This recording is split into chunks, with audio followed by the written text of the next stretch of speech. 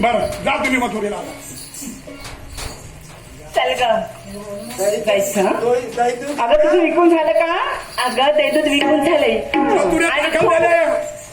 मथुरेत दाखल झाल्या पण या नवीन पोरी त्यांना काही कळत नाही कुठे जायचं, कुठं आपली बाजारपेठ आहे, कुठे मी ते माझं घेऊन दही विकायचं हे अजून ठाव नाही. पण मी काय म्हणतो बघा,